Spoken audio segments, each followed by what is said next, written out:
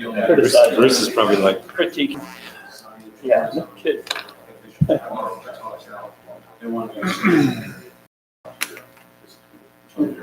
Or they have to be right at the same time. This one's better quality. This seems to run out of battery specs. it's rechargeable? Are you looking at me for time?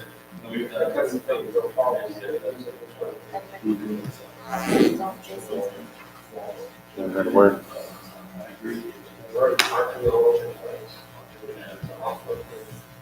Might know some. I could buy my phone. Probably better because we're live. Yeah, exactly. Obviously, that crossed my mind. I think I'm like 30 seconds early, right? Gotta do like that.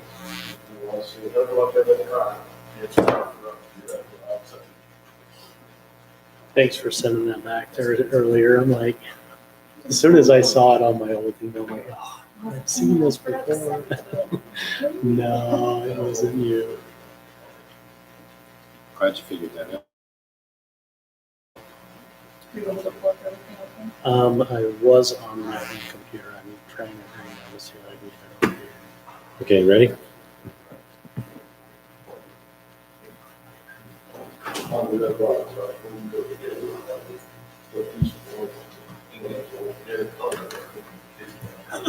Okay, it's 6 o'clock. We'll call to order the Tocqueville City Planning Commission meeting.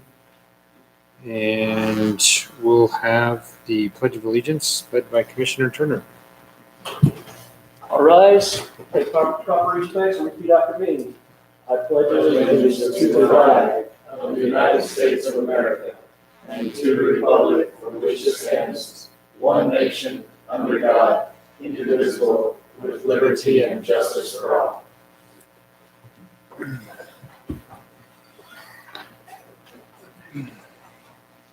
That clock is 2 minutes fast. Put that in. Okay, do we have any disclosure or declarations of conflict from commission members? No. Nope. Okay, review of the agenda. This is a new item on here, so if we need to change the format of the agenda, I don't think I saw anything that we need to. Anybody else see any reason to change it? And then I'll look for a motion to approve the agenda. I'll make a motion to approve the agenda as is. Got a motion, in a second? I second that motion. Okay, we'll take a vote. Aye. Aye. Aye. Aye. And we'll go to the review of the minutes. Everybody had a chance to review the minutes from last meeting? Did anybody see any errors on the minutes? I'll look for a motion to approve the minutes from June 9th, 2021. The minutes from last meeting. Motion, looking for a second. I'll second it. And we have a second. We'll take a vote. Aye. Aye. Aye. Okay, I think we can probably, we better go proper, but we'll take us into the public forum portion of the meeting. I don't see anybody that is here. So if anybody from the public would like to make any comments on anything for future agenda items, now's the time. Please limit your comments to 3 minutes.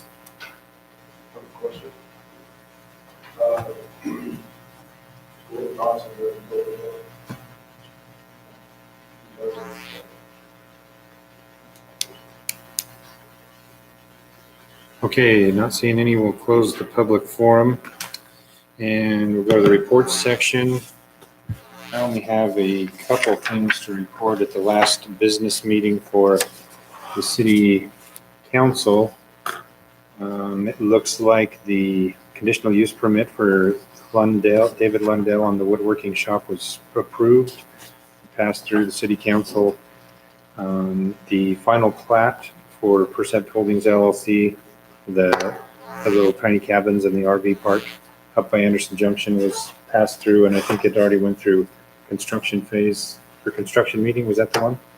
So that went through stuff we've been working on. Did we get any feedback on what the city council was hoping for us to do with that business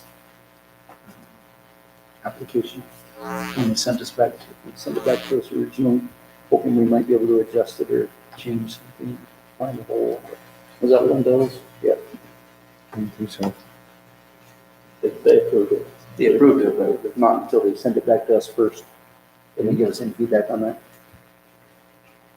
Also, the MPDO density bonus ordinance was passed through. All that work was done, and then they passed the plan development overlays from striking that from the code. So the 4 things that applied to what we did were all gone through on city council. That's all I have to report. Does any of the other commissioners have anything? I do.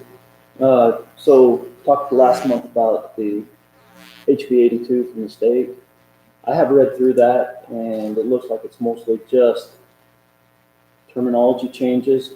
There was something interesting in there though about the short-term rentals, and it's probably been in here before. I don't know if there's a change or not because I didn't see HB. I did not review HB 82 prior to this, but it lists in there pretty clearly how you can, if you want to, if the municipalities have the ability to enforce and how to enforce it. So if we come across that in short-term rentals, it's spelled out in HB 82.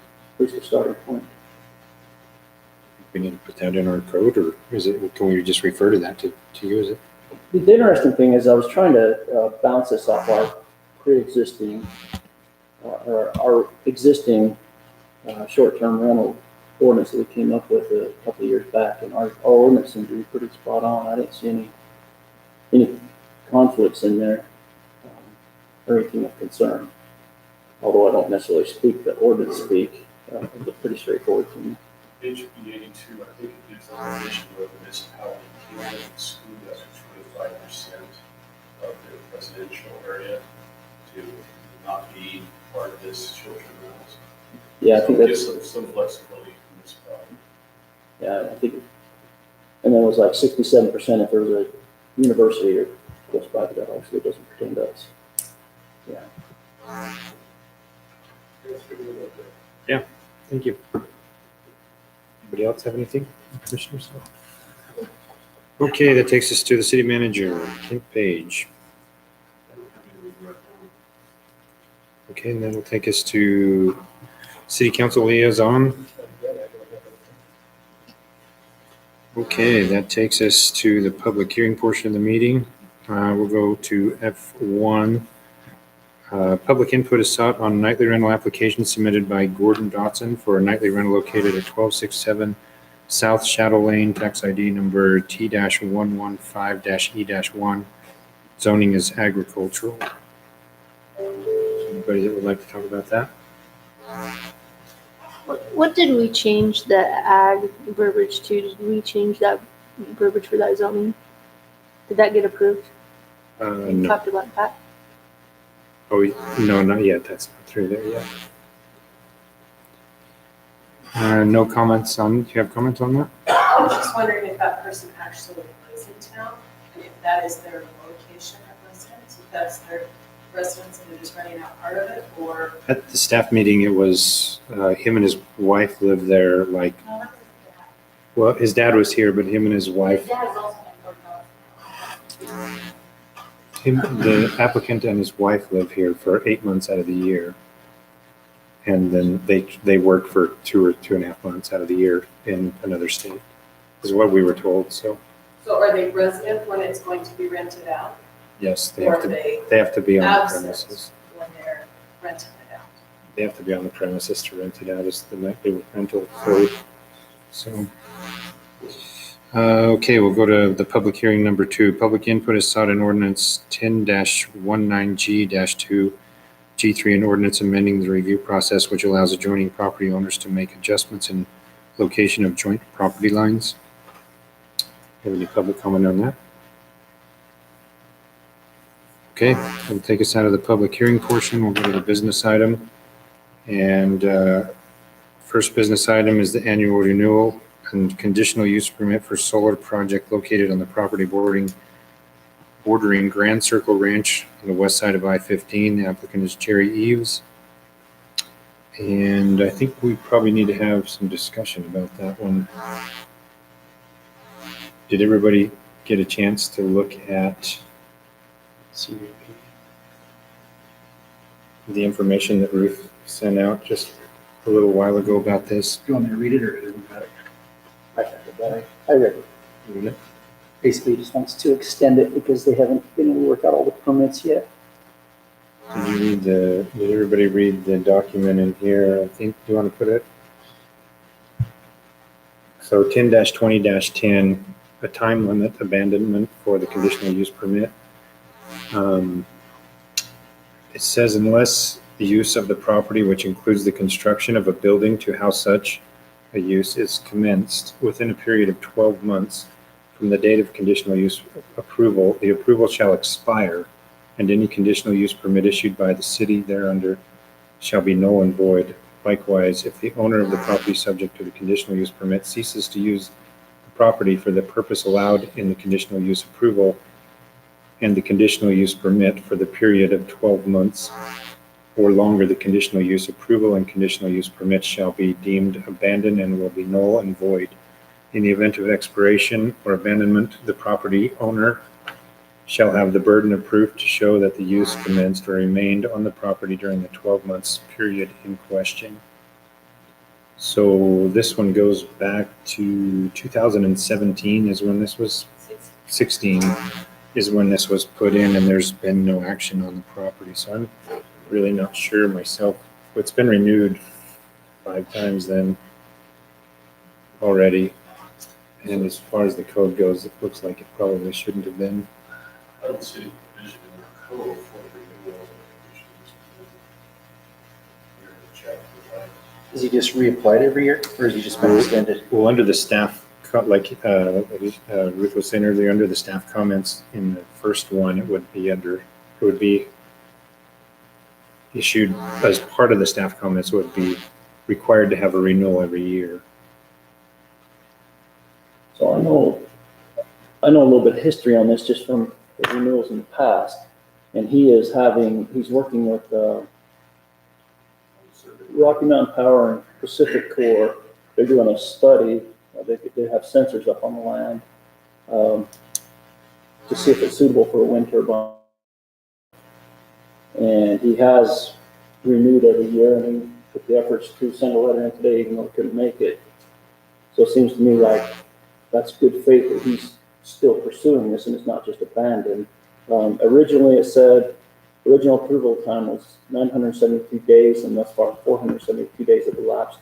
That's outdated. I don't know how many days have elapsed now, but I'm not sure we've exceeded the 972 yet. Sounds like he's just running in. The letter he sent in said that the company he's working with has since changed management, and it's delayed him another, I think it said 8 to 12 months or 8 to 15 months. Our insurance would be annual renewal once the operations in place. That's what our insurance would condition. Our insurance would you'll see it started something. Since nothing was started, then it should the way I read it is that it automatically, whether we renew it or not, it basically can't be renewed. Gives us It just no leeway. automatically just goes away. And That's then how he I has read to it. submit. Has to all over. resubmit for it. Is that a lot of work to resubmit every year? It's an application and a fee. The only thing I'm worried about is I know has been working on this project, and if the conditional use is tied to some of the stuff that's happening on the property, that could put it even further behind. So Yeah, I don't know if you said That's- yeah. yeah. Shows your condition use. How long would it take, if we already approved it, how long would it take for him to renew that? Put the application, it doesn't have to go through planning again, Yeah. council again, the whole process. So he's looking at 3 months to renew it. Would it be possible to table it and ask him? if he's in a catch-22. I don't understand. He said that there's action been taken up on the property. Well, not necessarily on the property, but just on his behalf to keep the, Oh, but those things were not physically on the so property. he has there's sensors up on the property that Pacific Core and Open Mountain Power are monitoring. to see Aren't if those sensors action being taken? And I mean, how far do we want? What do we want to do? You know. Yeah, there haven't been any improvements on the property that I'm aware of, but.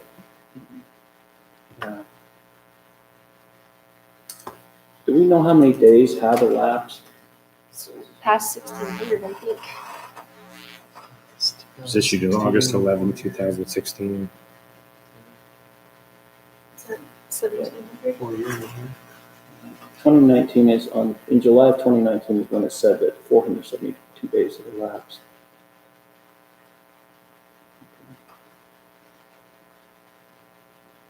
So he is probably, if he's not at the end, he's really close to it. He's just close to making the decision. They're not necessarily close to actually doing it unless they've already looked at all the study material and the data. It hasn't been proved that I understand. Well, and he says it's going to be about another 8 to 12 months before they go into another agreement too. So It doesn't hurt us to pass it, but it's against our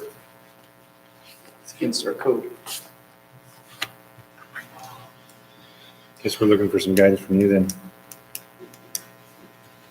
If the code, the way I read the code, then I don't think we take action. It just automatically expired.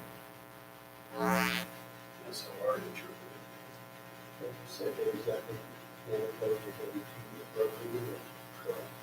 I can see it, but it's What is the recommendations? You know, you could classify the turbines up there as improvements on the property at the start of construction. Yeah, that's like saying somebody's Collecting data poured foundation. too. It's been renewed 5 times. Yeah, is that how they renewed it every year already? Using that? No, this portion of the code's This never really was been. used to ask for the copy of the president next month. I would not take that, taking income. An motion? I motion to table this until Mr. Reeves can appear in person. We could probably Explain his needs to us better. I don't want to undercut him.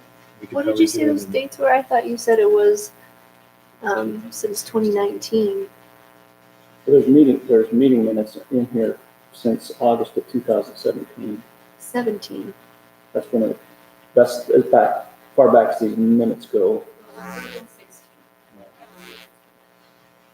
And so in 2016, it was approved for, Just a conditional use permit for 1 year. oh, that's at 12 months, but Yeah. you said so many days, right? Yeah, in one of these, it states that, original approval time was 972 days. 7/17/2019.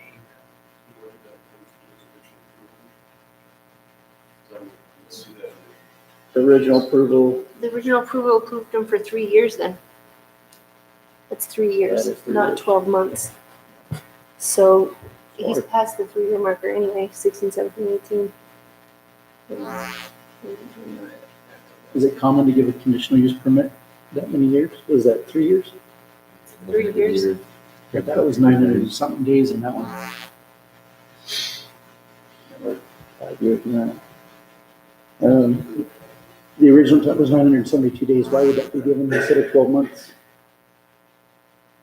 Because they knew It it was took time. approved in 2016 and 2019, and it said, this is why it needs to be doing it. Gotcha. I don't know that that was, I mean, I wasn't here, but I don't know if that original 972 days. Oh, that wasn't a part of the permit. That's just how long it had been. Right. I don't know if that, if they used that in 2016. I'm reading the wording, trying to understand the wording. I'd like probably to hear from Mr. Reeves, so I'll second the motion to table for next month when he can be present. Okay, so maybe we could amend the motion for G1 and 2, because they both pertain to that. And do we need to do something so that it doesn't cancel before we come next month. It's conditional. not due until August 11th, so we'll meet before So then. we'll be fine. We still have time for that? Won't? We still have time before it expires for next meeting? Will it expire before we can meet again?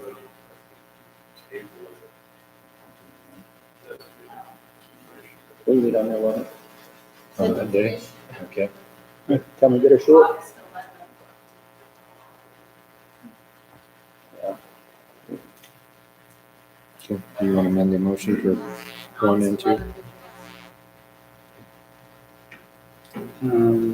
So he has a solar project and a wind turbine project. Are 1 and 2 both the same? They're both his. Yeah, they're both on. projects on the same parcel. Where are they at? Oh, so 1 and 2 on the business centers. I'd like to amend that we table both items, 1 and 2, conditional use permits concerning Jerry Eves until next month, on August 11th. Okay. I'll second the motion with the change. A motion and a second. We'll take a vote. Aye. Aye. Aye. Aye. Okay, that'll take us down to business item number 3, which is a conditional use permit for bread and breakfast, Brett and Beck, short-term rental. Wow, one day. Yeah, and number 4 is a renewable conditional use permit for livestock. That's parcel number T-19, T-148A for Anita, Mona, and Laura and Lauren Lowe. And then we also have a renewal for a conditional use permit for an extraction permit. Tax ID T-3027-132 at Anderson Junction Exchange near I-15. The applicant is Washington County Water Conservancy District. So I think we can probably use them 3 in 1. Isn't that where the, If anybody's having issues. is that where the watermelon patch field was? Remember they put all those watermelons down? People kept stealing them. I don't remember that. No? Is that? That piece, that parcel of property right next to I-15? Above that? Putting those all together, I'm curious. They're just renewals for we can do them one by one if you want, but they're all just conditional use permits. I didn't see anything in here about complaints. Were there any complaints? We didn't see that little letter. I'll make a motion to approve items G 3, 4, and 5. Renewals. We have a motion looking for a second. I'll second that. Okay, we have a motion and a second. We'll take a vote. Aye. Aye. Aye. Aye. Okay, that'll take us down to the discussion items. So discussion and possible recommendation on a nightly rental application submitted by Gordon Dotson for nightly rental located at 1267 South Shadow Lane, tax ID number T-115-E-1. The zoning is ag. At the staff looked like they met all compliance, and they did a, looking for this map in here.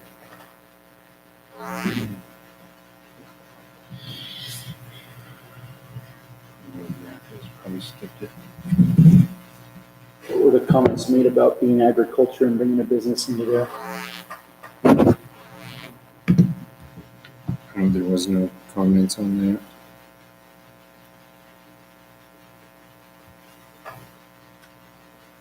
Is the nightly rental specifications different than the bed and breakfast? I think they are. You know a lot about Sorry, that. what was the question? The nightly rental specifications, is that different than the bed and breakfast? So there is no bed and breakfast anymore. It's not also short-term rental. It's one ordinance. So on this map here, it shows two properties circled and then one in the middle with some squigglies on it. What's the arrow saying? So that's the two properties that were going to be the closest properties. The one in the center is the one, and if you go down to the bottom one, it has the June. So this is everything in blue. They've actually poured concrete on their property, and it shows the blue on the very bottom one. Okay. So they poured concrete, and then they have, I can't remember for sure which way this was. It's been a month since we've done this, but either they're gonna live in the bottom and they're gonna rent the top or vice So versa. they do live in that place looks pretty small. Yeah, and they remodeled one of the sections, and so I think that the two-car parking is up on the top, if I remember right. And the bottom is what they poured their new concrete, and that's their new driveway down.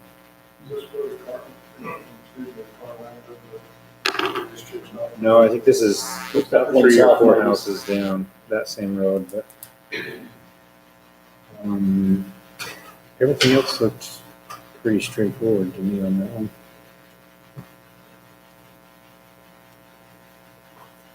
Anybody else have any questions on it? So it is 2-story. They're planning on living in the basement. And then this looks like the upper level. The rental portion.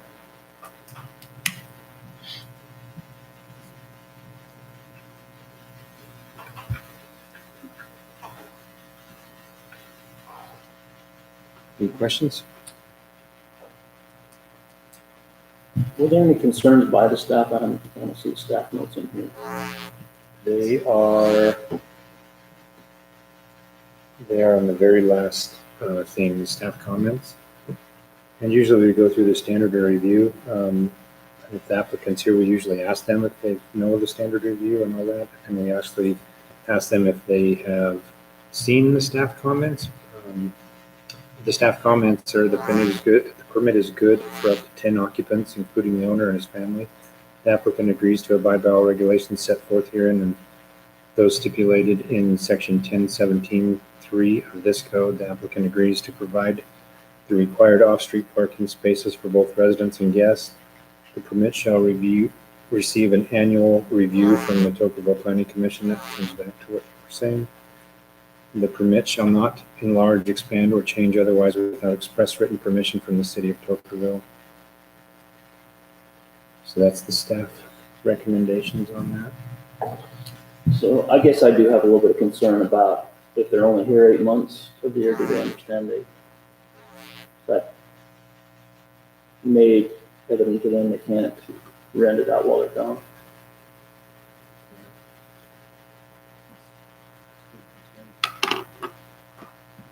Usually there's applicants here, and it makes it a little bit hard to ask questions.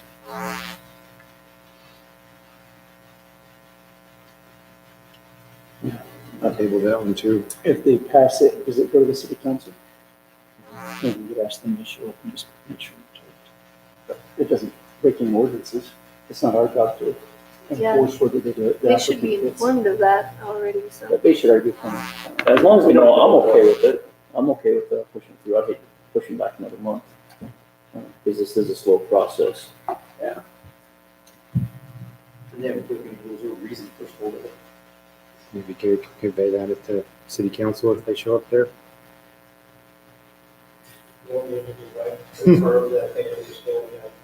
Yeah, that they have to be in the house during rental time. There's no real requirement for them to show up, but if they do, it'd be good to ask them. I wonder if I'm in the city council.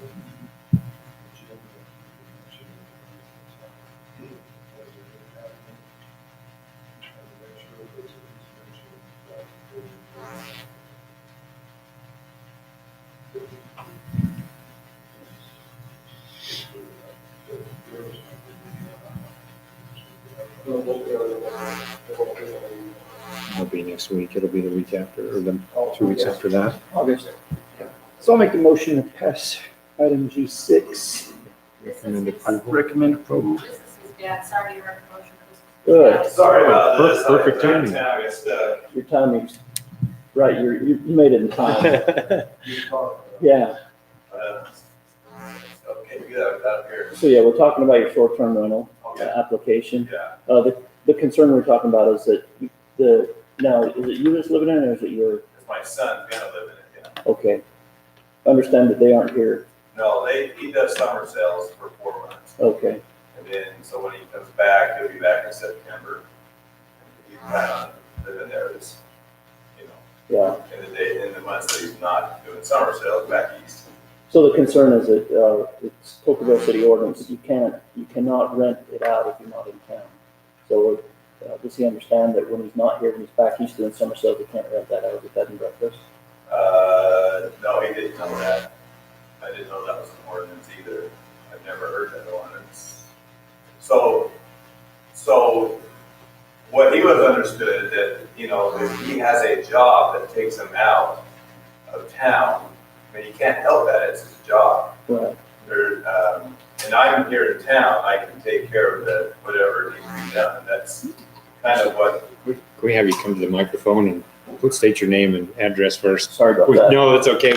We keep forgetting to do that. It's just a formal thing. Pretty likely. I'm not formal either. You know. Gordon Dodson.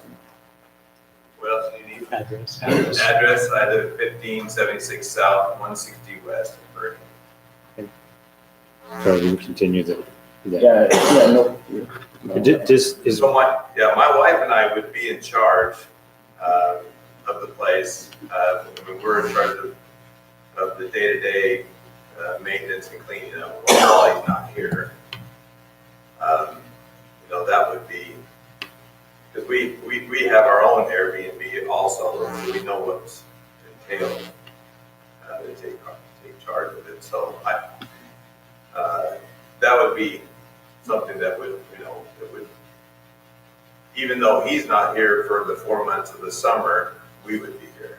Yeah, Gary, make sure I'm not going off the ordinance too far, but the city council approved that ordinance because of potential problems with renters when the owner's out of town. The ordinance states that the owner has to live in town while they're renting out. Not just in Tokerville. Okay, great. is his wife stay here? Does she travel with him? She travels with them. And you guys live where? Hurricane. Yeah, so that'd be just like somebody from Hurricane owning a B&B here and running it Yeah, for those that 4 makes months, sense. which is against Yeah. the ordinance. So that might be a little hiccup for your son to do this. Now, he could always block out those 4 months and then while he's here, he could rent it. So he could just rent it though, not a summer rental if he needed to do that. As in long term, Yeah, 4 months, so isn't it over 30 days? yeah.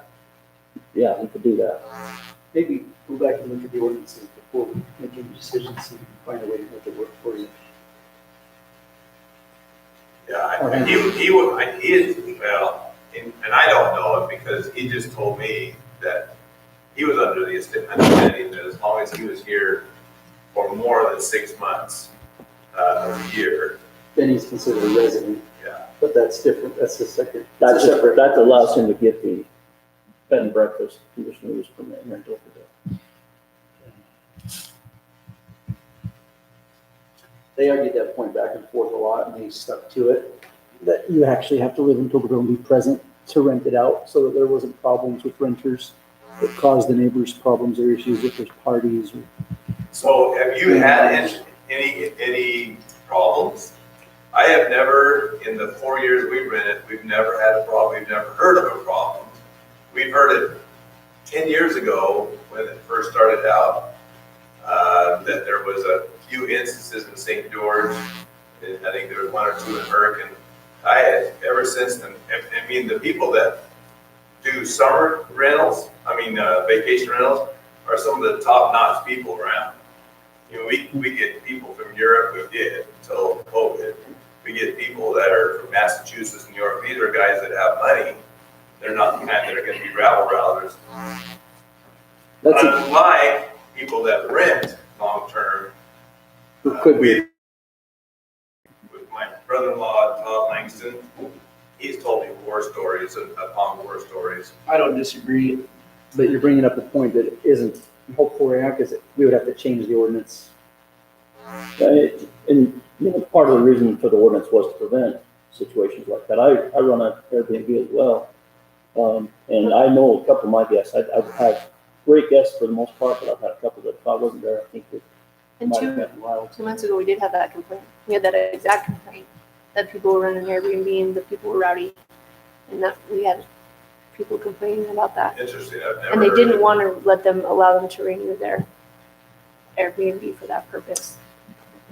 And there was just the one in Laverton last month where the guys started a fire. So, I mean, that's kind of going down a rat hole that So what we're doing here is we're looking to approve his permit. It's under his responsibility to make sure that in that 4 months that nobody's renting. So if that makes it to where, as far as the ordinance goes now, if that's something that he can't live with, then I think it would have to go. Well, and to be honest with you, he's only gonna be doing, I mean, he's 31 years old. He's getting tired of making a lot of money. So. I wish I had that problem. He's looking to do something else. So if you were able So- to be here for 8 months, he rents it out for 8 months and he Right. leaves, walks it out for 4 months, or as a Or long-term do it rental. long-term for 4 months, Right, but- or permanent, yeah. So he would be willing to do that, because I think he's only gonna do this summer, so he's been doing it 10 years, he's probably only gonna do it another year or two. I think he's about ready to do something different. So Joey, are the Airbnb and what do you call it? Short-term rentals. What did we move it to? RVO, Airbnb. We moved short-term rentals. Short-term rentals. We did call it short-term rentals, right? Yeah. Yeah. So do they have the same stipulations in Hurricane that we have here? So This is just for Tokerville. I'm just asking so that I know, but isn't it feasible that he and his wife could live in the home for those 3 or 4 months? They have to be the Tokerville residents for 6 months to get that, for them to. They couldn't be renters. They couldn't rent that from him, and it could be a long-term rental. And then the renters could sublease it out. And Does it specifically state the owner has to live on the property, or can it be a renter? it looks like if you guys look at You have to live F2, in Tokerville, because you can have up to 2 in Tokerville. You have to live in Tokerville. the owner has to live in Tocqueville. So that wouldn't even work. It's not, I don't think it's our job to turn down an application because he might break the rules. Right. It's our job to All right. approve it because he's got an application that But it's best, it's good for us to understand, right? You need to come to the microphone too. Do you own the home, or is your son? He owns it, He owns it. yeah. So otherwise it would be tough. If we could get that, Exactly. Want to come to the microphone? I need to start getting everybody the That's fine. microphone. I'll speak loud into the microphone.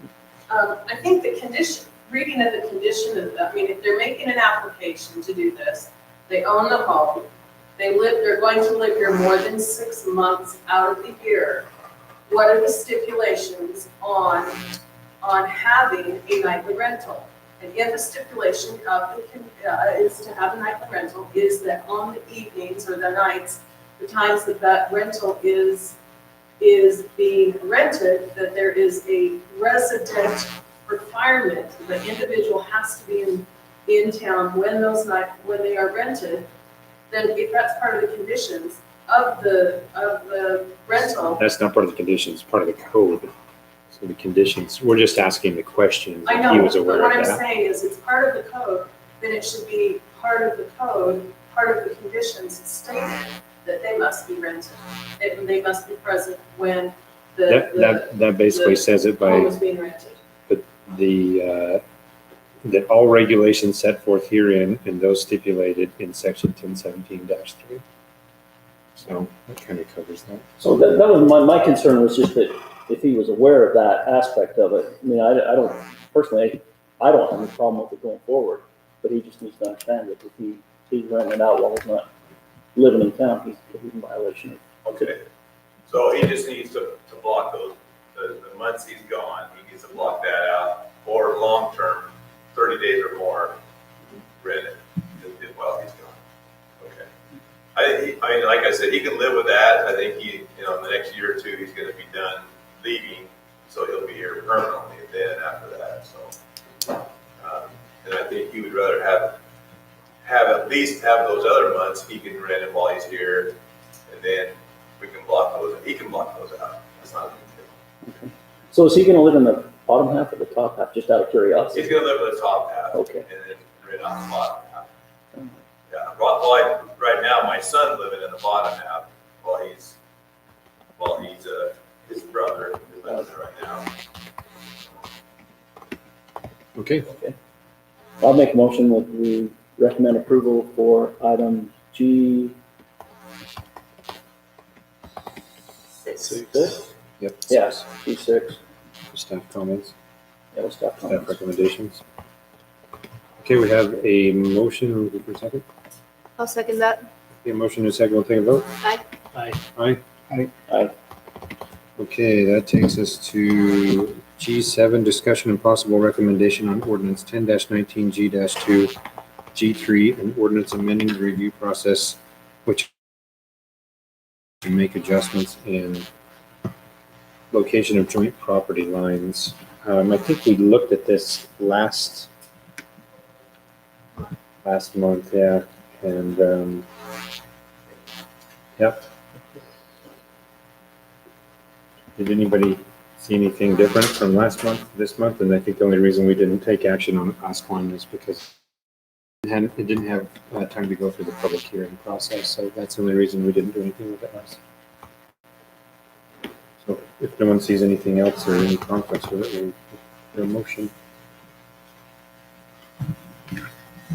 How did that, I'm trying to interpret I would love for you to interpret to read, because Keith wrote it, so. the word allows adjoining. Mike did? Oh, The word allowing adjoining properties to make adjustments. So- I mean, that has to go through the county, the planning, the So property. what happened, just to give you some, I should have said this prior, is, there's, a person bought a large parcel of land, and when they bought it and recorded it, somehow it split it.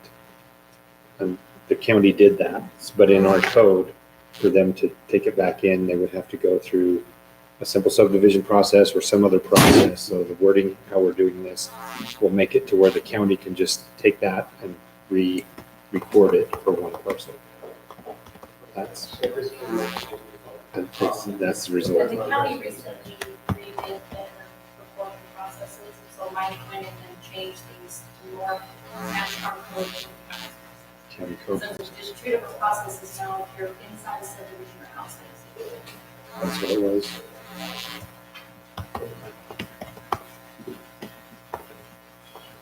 Any other comments? Okay, we'll look for a motion on that.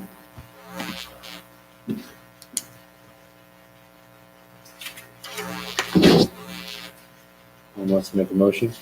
I don't know if the right wording is. Just recommend approval, G7. I make a motion to recommend approval for item G7. Okay, we have a motion, look for a second. I second that motion. Okay, a motion in a second, we'll take a vote. Aye. Aye. Okay, now for the discussion items. We're going to move, we're going to do discussion item number 1 on the next meeting. Can you table that? Table these items? We don't take action on these items, so we don't need to table it. We can just move it to next week, next month. So we'll go to number 2, discussion on ordinance 2021.XX 10-9A-4, an ordinance amending the maximum density of the one dwelling unit in agricultural lot parcel. So the reason this discussion came forth is exactly for the that high density property in Spring Road, which 720 East Spring. yeah, so that it was brought to our attention that we could maybe, by Heath, the attorney, that we could maybe change that ordinance. Do you have that ordinance up there? To allow for more dwellings per lot or parcel, and then we could issue conditional use permits and not have to change the zone. So I'm not really sure that I think we should change the zone or change that wording, because to me, agricultural is something that it should be open and pay and not, shouldn't have a condition. Yeah. So was there any movement by the city council on that permit request? It was just a business meeting, so next week they'll take action on it. I'm not really sure which way it's leaning on it. I don't know. Were there any concerns, Gary, can I ask you, were there any concerns with that property up there? It wasn't there. I'm concerned because I'm not gonna be there. I'm not stating that. But I do have a concern. I don't think at this point. Yeah, I wasn't meaning to put you on the spot, I just wondered if the city council were you at the city council business? Okay. Yeah, we had a brief discussion about it, about the spot zoning, changing it to be spot zoning, and I can't remember what else did we cover on that. Well, I think the way this rule is, there's no such thing as spot zoning. Yeah. We did that, I don't know what that was. Well, there's the spot zoning, meaning that there's no other zone like that near it. So it doesn't adjoin a agricultural, it doesn't. It's problematic because of what was here and how small is small. What is it, a spot, what is it? She has the same concern about the fire department, like access in and out, traffic on that road. Yeah, I think that the last discussion you guys had, we all like the idea of having these accommodations for veterans. It's a great idea, but when you're changing the zoning, you're changing it based upon the fact that anybody that owns on property can use it. yeah. All type of- I will tell you, I voted for, in fact, I think I made a motion for it, but after thinking about it a week later, I changed my mind on it. Which, you know, that's neither here nor there, but You know, if I knew it was locked in stone that it was gonna happen, if I, you know, my residence,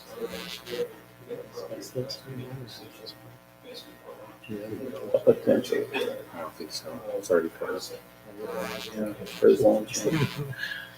So this discussion here then would change so they could have more than one per, It would just allow people in agricultural zones to, if maybe we said 2 dwellings, two units per lot parcel, or 3. I mean, I don't really see the need to change it myself, but I'm just one person. the only reason I could see that is if, a family, wanted to put another house on a farm, but if they were living on agricultural property. What defines a lot or a parcel? Yeah, exactly. Yeah, exactly. That's what I. That's like trying to run a ranch without any ranch hands on it. You can't have another dwelling on it. They'd have to live in your house. But I don't even think if we changed it for this, that you could get, and that would probably be considered 2 lots, so you'd still only, I don't think it would change it for that, so. If anybody else sees a need, I can't remember who actually brought this who wanted us to discuss this? Was that, You said? Oh, that's right. To do what we want to do, because I think it was for the veterans home. It's Then you just can this. put more than one spot, you can kind of want, I don't want to say control it, but you can just put more conditions on it and kind of. So we're making a change basically for solar. Aren't they wanting like 18 units on there? Yeah. So that still wouldn't serve the purpose, would it? Unless we change that to 20? well, and there's also a new thing that was on there, was like 36 parking spaces on the property, so it changed, so it's gonna be way more challenging than this. Bless you. Yeah, I'm not. The thing, for me, it's in agriculture, it says that you can have a disabled home, care center, that kind of thing. So if it's veterans with disabilities, you can already do that in one building. But to make 18 different ones on one doesn't make sense to me. You might express that you're quite sure if, like, the definition of what it is they were. That's, Yeah. It's a little bit of improvement. Yeah. And the reason that that's in that code is because it legally has to be. yeah, and I inquired on, is disabled or, oh yeah, it's disabled and their families and this and that, so. We never got a clear answer on exactly what that was. Okay, so do you want to make any actions on it or put it on the agenda for next time? or next month? Just out of curiosity, does anybody know like where they're at in the development process of that? Have they already they have engineered plans? Do they have anything? Well, the city, it goes in front of the city council next week for their final decision, and then they'll move forward to preliminary plans and all that. So they don't have anything vested. It's just a zone change at this point for that.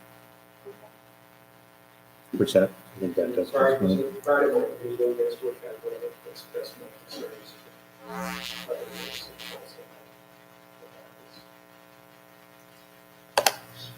Okay, everybody good on that one? Okay, that takes us to the next one, discussion on meeting. No, we're done with that. That'll take us to the next item, H3, discussion on meeting format. I had this one put on here for a couple things, just to bring you, we don't have to change anything, but I've done a bunch of research on formats and how other planning commissions run their meetings. And a lot of times what they're doing is they're combining the public hearings inside of their business items. So let's say the nightly rental for tonight. So the way we're doing it is we have a public hearing, they come up, they talk about it. And, they're supposed to maybe give us a brief summary of what they're doing. And then we hear from the public, and then we just listen to the public, and then we move down and we can ask more questions, bring the applicant back up and ask more questions in the business item. A lot of cities are putting them in one thing. So they'll go to business item 6, or, the discussion on a nightly rental. And then they'll have the applicant come up, they'll have a brief summary. Then they'll open a public hearing while the applicant is still there. They'll have the public hearing, or close the public hearing. Then they'll discuss the business item.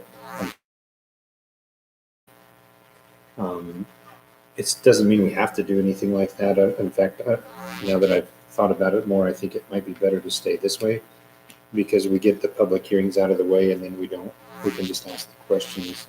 But I just wanted people to kind of know that there's a different format that's out there and if it sounds easier to other people, it's something that we have to talk about. So Whatever you want to do. Nope.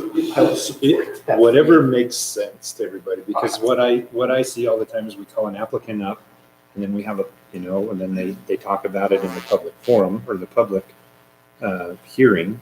So they kind of present what they want and what they're doing, and then they sit down, and then we have the public hearing for the comments, and then we get to the business item and we call them back up. So that was my frustration, is we're talking about it twice.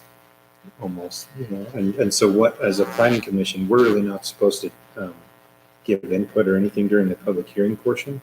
So they're just supposed to state what it's about, okay, and then any public comments can be made on it, and then we close that, and then we discuss and do all our talking in the business items. Seems like our boundaries on the business items has been really lax. Our public hearing becomes a public hearing with business items as well. Exactly. So either we're And gonna I'm do just it or we're saying not. one thing too, like in all the trainings that I've done, the public hearing is supposed to be, like you said, just for the public. Yeah. It's not a back and forth, it's just for them to, stand up and say what they want to say. And then the business side of it is for your discussion only. You're not Exactly. supposed to entertain really any Yeah, public I said that. items, or, public comments again, because then like I said, it's a double public hearing. And it just drags it out and becomes, Yeah. So That's just the training that I had. But you can ask questions if you have. Yeah. Yeah. Yeah, during the business. And so on the public hearing thing, what's been happening is we talk, they talk, so what we need to do is get the format, whether we stick with this format or we bunch them into another format so that we can all be on the same page. And when the public hearing's happening, that we just listen to what happens and, take it in. And then when it comes to the business item, we can do that. We can do that inside the business. We can open the public hearing, and then close it, and then talk about it right at that time. it seems like that would blur the lines. Make it harder to keep it separate too. I like this one. So I like the idea of changing it. I do. I think for continuity, for say customer experience for the applicant, customer is probably a bad word, but they come up, it's all complete in one fell swoop instead of them, the ping pong effect. I like it. I think we can control it. We open up the public hearing, close the public hearing, make it clear that public hearing's over, no more public input, and then we go into the business aspect of it. So I agree with both of you, and tell me what you guys think about this. And since this is open for suggestion on this, is it possible that we can move through and when we open up the public hearing, we say, does anybody have anything not listed on the business items? So we could keep the public forum open. That's what the public forum is up on the top, but then we take, like it would be all business items, and then we would open the public hearing in that business item. So we still have the forum for non-agenda items on there. Is that your question? No, I was just making a statement that we still have to have a public forum, we still have to have people come up, but in order to save time, we could say, if you want to discuss something not listed in our business items, this is the time to do it. But we don't want to entertain listening to people who want to talk about, G5 right now, right? That's the way it's supposed to be. Right, but we haven't been doing that off and on. And I think we should set a timer for that 3 minutes. The people, They've got one now that they'll put up on the screen. that's Bruce perfect, really right? good at it. Because I think not everybody's getting an opportunity to say what they want to say, because, some And people it's the take. job of the chair to say, if your comment was up, say, okay, you don't get the 3 minutes. Can we put a timer for Joey though? Who watches Joey? You do. You can do that. The right-hand man. But, wouldn't that clear up both, right? Am I seeing this correctly, right? Yeah, the way, what you're explaining is the way it should be. We just need to probably communicate that a little bit better when we're going into public forum. I don't care which way it goes, as long as there are boundaries. So the one thing that I talked, Keen was here, it was last week, I asked him, or we can't remember when it was, but the one thing I don't want to do is conflict with what the city council, the way that city council runs their meetings, and our meetings are completely different either. So some city council input would probably be pretty good on that item also.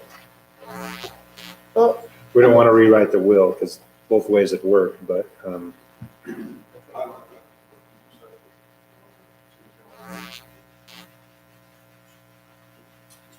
need it?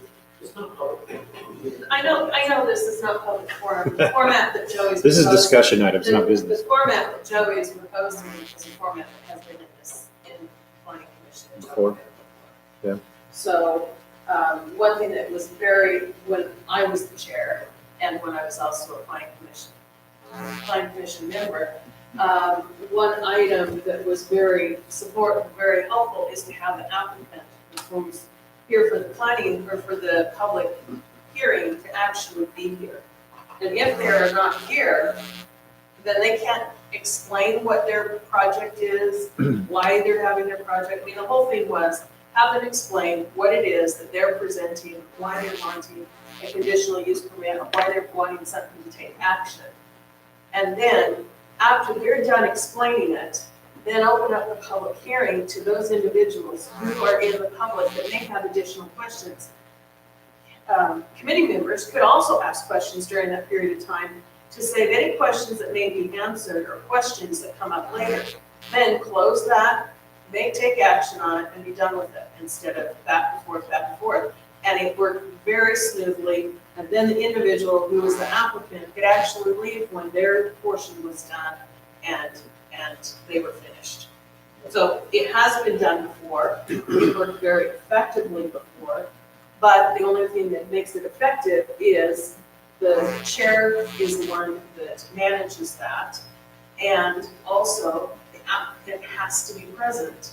And I've always wondered why the applicant is not here expressing why they're wanting to bring this towards the city.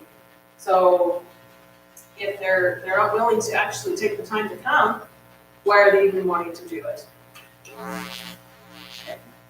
It's good to know that it was here before. I've seen that in places where I've worked where some jurisdictions say, if you're not here, you're not considered, right? Maybe. But if there's really no questions, it's pretty straightforward.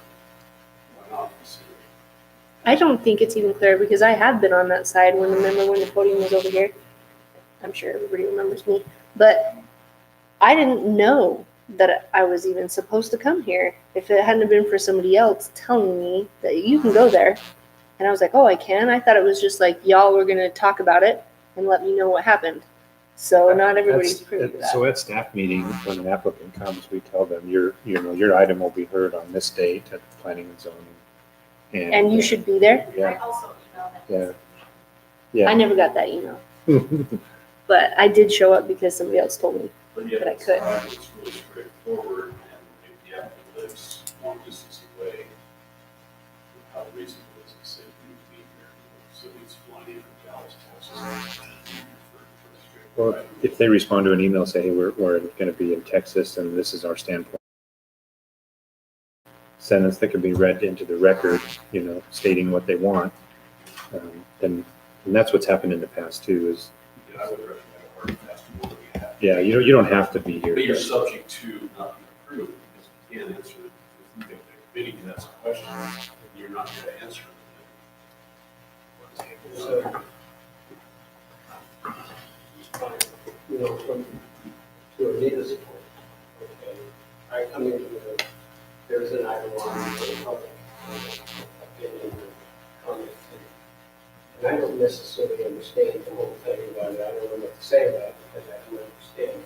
Okay, so had that person presented first, then I might have had a feeling or prompting to say something and to get a comment that might be beneficial for the committee members to take into consideration. So I think that process through. A lot of times I hear a discussion, and this was before I was on the city council, and I want to say something.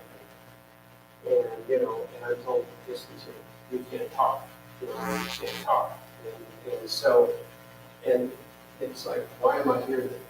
If I had something that I wanted to say that might benefit the committee members or the council members.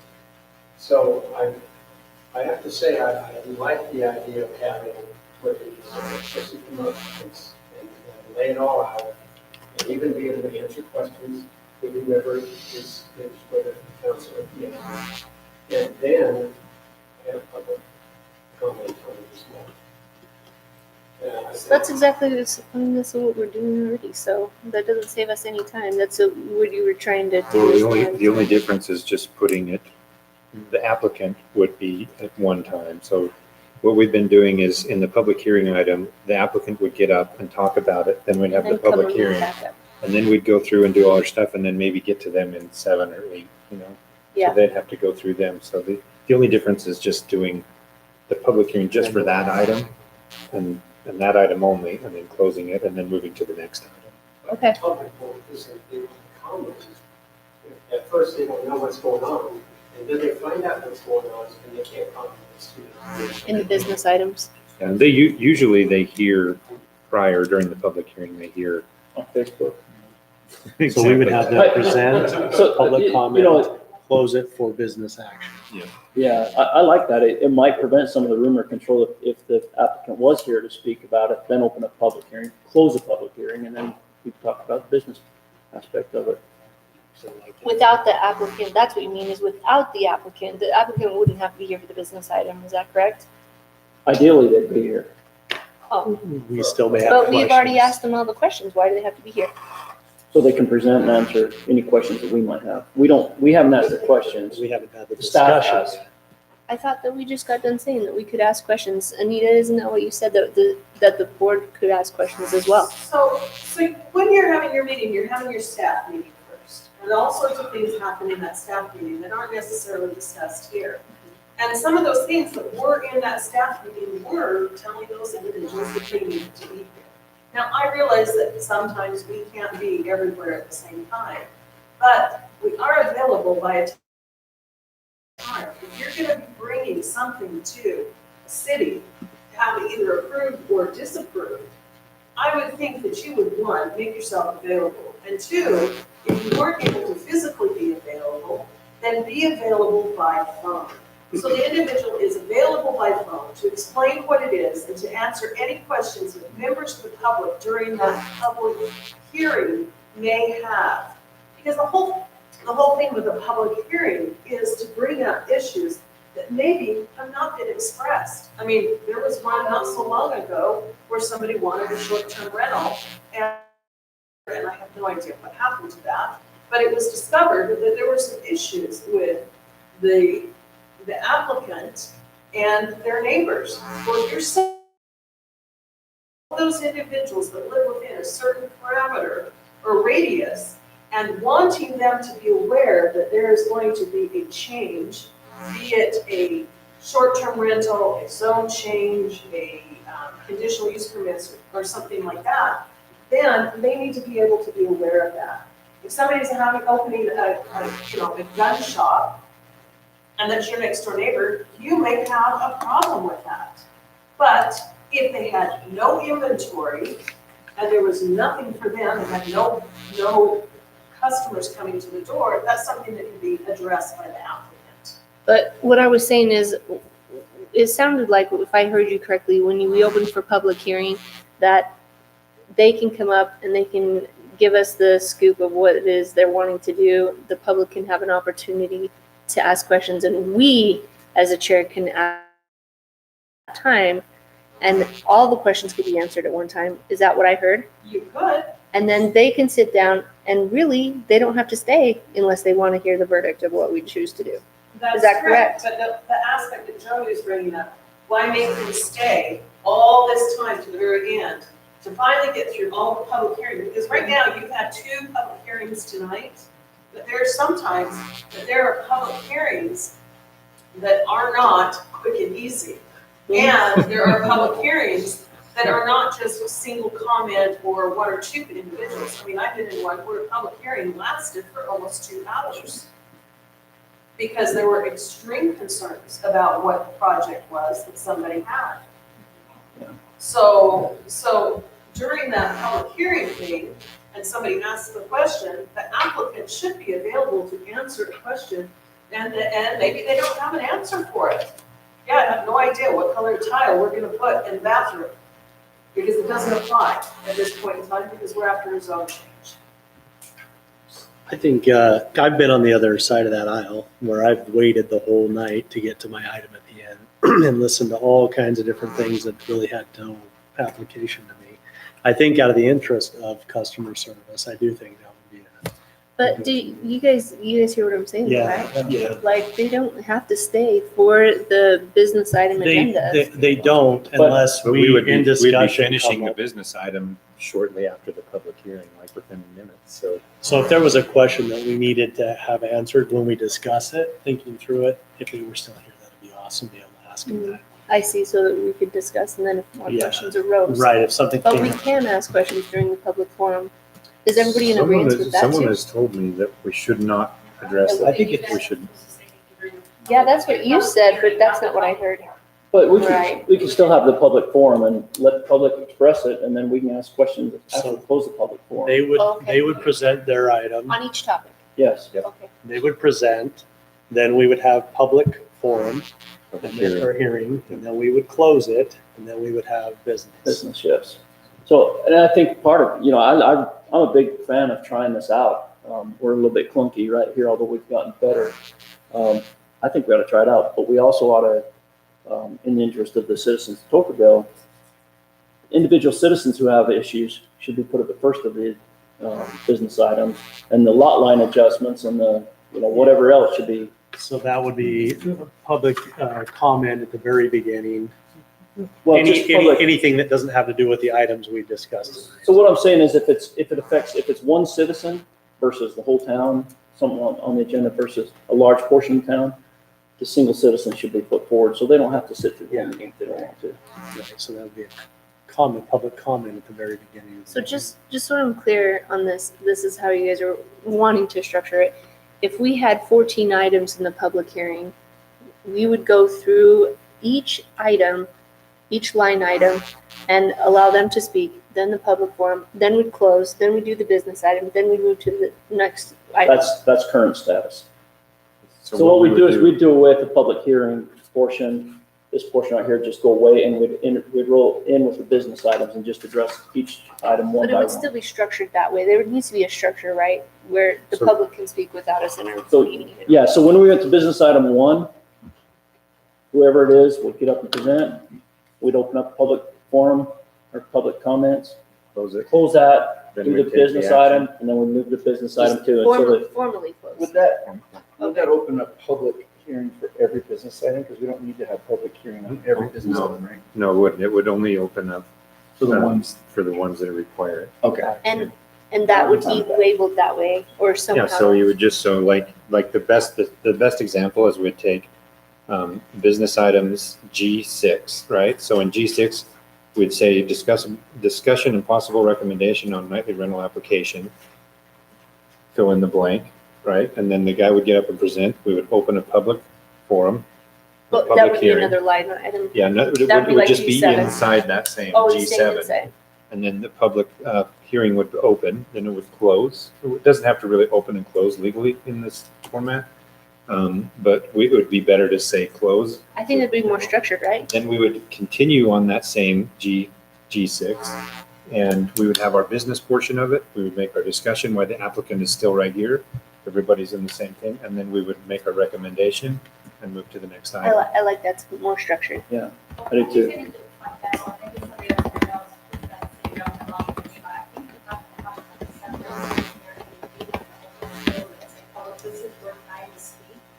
Yep. As long as it's clear.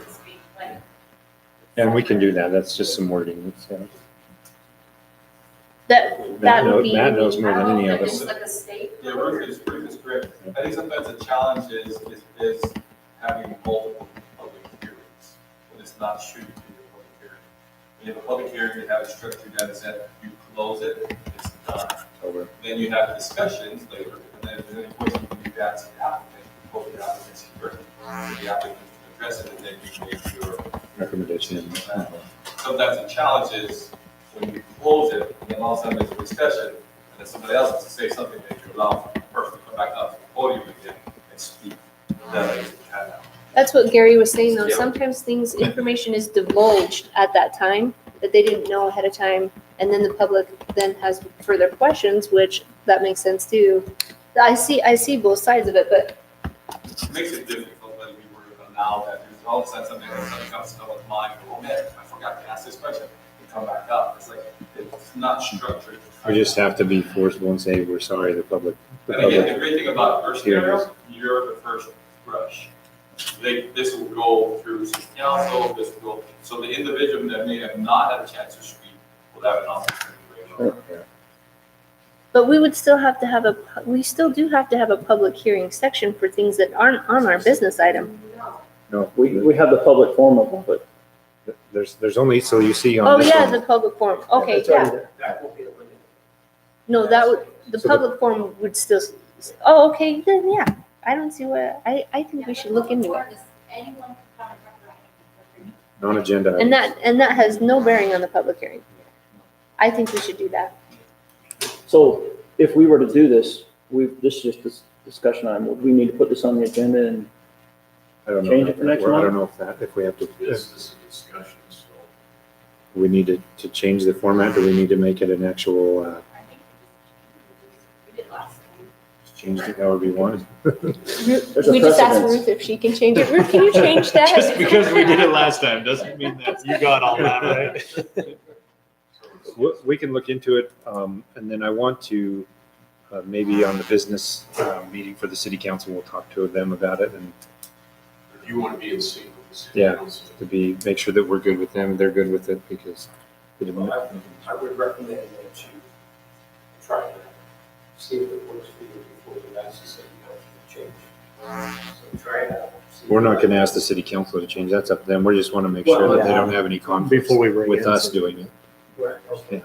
Yeah, we just, Because what you get permission. they tell us what to do, you know? Yeah, whatever, you know. Oh, really? I didn't know So- that. something. Because we gotta keep in mind that Mayor Chamberlain may say one thing, and then the next year. Yeah, then- Change, then- if something changes. Exactly, it can change. That's what I'm saying, just do what you want to do, that's my opinion. Give it a try. I like Okay. Gary's opinion. Do what you want to do. I do what I want. Within that. Oh. Bounds. Okay, so I'll talk to the city council. We'll make sure that we don't need to change something and do Ruth's way first. I'm just kidding. No, I'll make sure that we do it properly, Bruce way is correct. and then we'll go forward with that. Okay, so that takes us to land use training by Mr. Kent Page. Okay. We were asked to have some training on preliminary plats, so what are exactly our responsibilities of the planning commission for preliminary plats? So that kind of gets the question of like, well, what are our duties and responsibilities? What rights do we have? So we go to our code, 10-19C-3.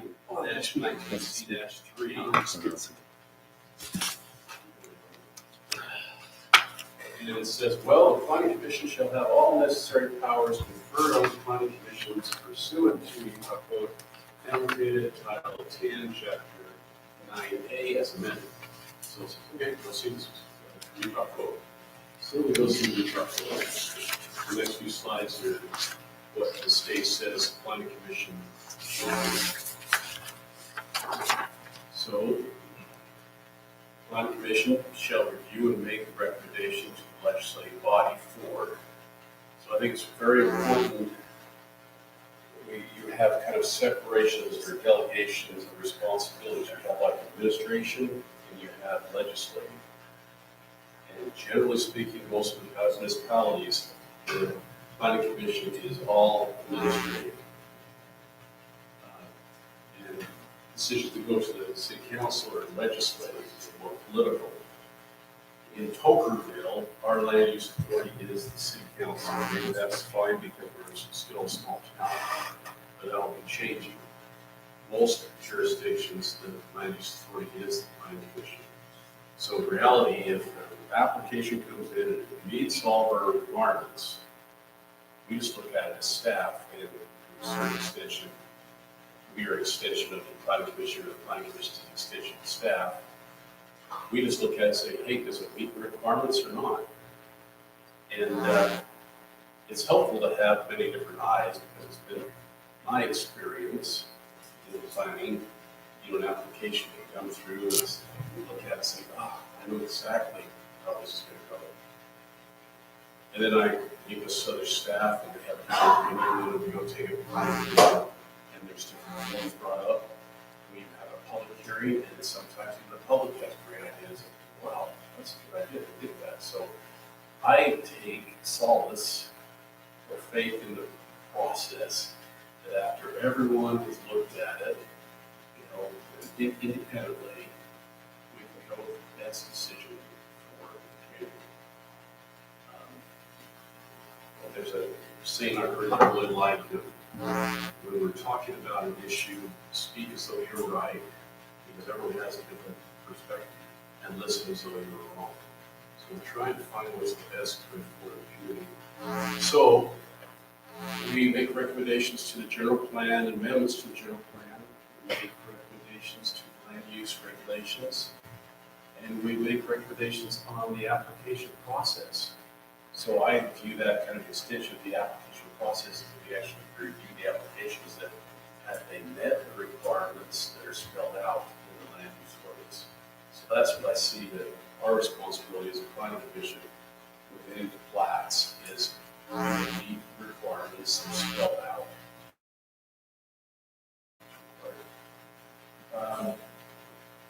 So these are other state statutes for the planning commission about holding a public hearing. It's for your information. In this section 6, this is training, and the state's really getting into training, for the requirement for training for planning commissioners. This doesn't pertain to us because we're not big enough yet. We have 5,000 residents that would, that we're going to get there, but these are really good suggestions that they had. You would have annual training to understand what is land use planning? What is exaction? What it is for, what are the 3 hours of annual training on land use, which may include all these different items. And this training can be received from like Utah League of Cities and Towns, staff, American Planning Association. So there's a lot of different ways you can receive that training. In fact, you have a stipulation here that new planning commissioners can't even be on the planning commission until they have at least 1 hour of training. So some of this is fairly new information, effective May 5th, 2021. So there's a lot of concern that we are trained properly before we make decisions. So we go back to Tolerville Code. Okay, what does it say for the preliminary plat? Well, the purpose essentially of the preliminary plat is the technical details, get into the nitty-gritty. The concept plan is kind of like, well, is this probable or likely? The preliminary plat is like, well, is this possible? Can we do it? And the final plat is, can we? So that's kind of the distinction that I see. So the preliminary plat, we ask for all this information, typical contact information, the city maps, contours, such as 2-foot contours, and that's not necessarily reasonable to ask, at the concept stage, or when somebody comes in for a rezone application, you don't want them to incur a lot of time and effort to do a plan when they haven't even had it, it's already in place. So this is where you get into nitty-gritty, all the federal and state and local requirements, ownership, notify neighbors, our neighborhoods, the tourist habitat. So those are the nitty-gritties of the preliminary plat. Let's go into. So we also require, holding a public hearing, and the planning commission review and recommendations. And then we require in our code that the city council also hold a public hearing. In a lot of jurisdictions, that's not a requirement of the city council for a preliminary plat. A lot of jurisdictions, you have a preliminary plat at the planning commission. The final plat is actually just taken care of by the staff. The requirements go up. Then it goes forward in our code to the city council for their review. And the standard for review in our code is that the preliminary plat shall comply substantially with the concept plan staff report. And that's subjective. Their interpretation is that substantially comply. Other standards for review, and this is where your knowledge of the city comes into play, because sometimes staff misses things, so it's a good catch that y'all are looking at it. Do we have adequate public services? If we have some questions you need to ask staff, do we really adequately serve this proposed development? If no adequate public services are not available, then there's some provisions to allow the preliminary plat to go forward, if some alternatives are considered. So, and the preliminary plat is good for 6 months, and there would be one extension of 6 months granted by the city council before expiration. But for multi-phase projects, the final subdivision plat for at least one phase must be approved in 1 year, and a preliminary subdivision plat for all phases will expire 3 years after the date of city council approval, unless an extension of 1 year is granted by the city council before expiration. In your experience, how often is 6 months enough for the individual phase? In my experience, it's been a number of times. Yeah, isn't it way more than that? Because usually with a developer, time is money, and they've spent a lot of time and effort so far, and tied up the land and development costs, so they get to the preliminary plat usually experience. So a summary, for the preliminary plat, we have a staff report, we have a planning commission public hearing, we have a planning commission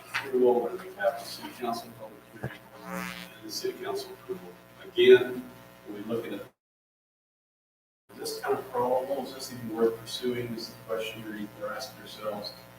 The preliminary plat is, okay, how is this possible? We'll get all these details together. And in the final, it's again, okay, well, we have all the final approvals and all the signatures are made. The government has given us the right to go forward. And we can do this. You know, but part of the extension of the final plat is bonds or financial assurances. So essentially, the government said yes, now it's all on the developer, go ahead and go do what you want to do, or what we approved to do. So, and as a summary, I think these are some great ideas that I found from one of the planning notes.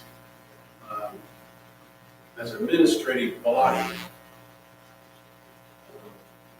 where the planning commission really comes into benefit is that you have the long-term interests of the community involved. Ideally, a planning commission should be doing the planning, not just reviewing, does it meet all the requirements, but you should be looking long-term, like where do we want to grow and how, in general plan issues, how are we going to get there? The second point, don't allow politics or extreme biases to affect decisions. You know, that's left up to like the city council. Extreme biases. Extreme. They can make those political decisions, but like the zoning plan, the level of standard for zoning decisions just has to be reasonably big. It can't be really just arbitrary and capricious and say, well, I don't like it because there's a great deal of discretion for a zone change by the legislative body. They recommend that you should base, planning commission should base decisions on the facts, on objective interpretation of the regulations. Again, that's where your body comes in, your role comes in of preliminary plat. Are they objectively meeting the requirements of the preliminary plat? And again, we have the best interest of the whole community at heart. We should look at both sides of the issue, sort out opinions, and enable decision makers to vote in the best interest of the community. That helps prevent elected officials from acting in an arbitrary, capricious manner, clarifying issues, and clarification and avoid sacrifice of long-range benefit for short-term gratification. And oftentimes we see that in legislative bodies where it's like, well, this is probably best good for probably else individually or not that judgment call. This is really the best interest of the community, but there's some politics at play, and so maybe this long range is sacrificed for short-term gains. Maybe it's election year, you know, we want to raise taxes, but long range would probably be a good idea. Four, we need your knowledge, we need your history, understanding of development, the social implications, the physical, economic. That's why we have such a good body or board of 5 to 7 members. We need your understanding of the city's land use ordinance and the state and federal laws. Of course, we are staff are here to really assist the extension of the planning commission. But it's such an important job. That's the main reason why we have a planning commission. It's 5 bodies. And to prepare and make recommendations to all land use ordinances, particularly the general plan and land use ordinance, and to administer and interpret all land use documents, and that work comes down to reviewing concept plans and preliminary plans and final plans. Your interpreting has met new requirements. You can't make new requirements in the review of plats. The rules are already standard, it's set, we just need to be true, to check that those.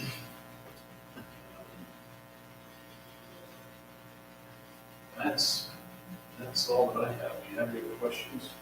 So I think there was one slide that I was wanting to kind of touch on. So there's a lot of newer people on the commission now. So the first thing, we get an email for the preliminary plat.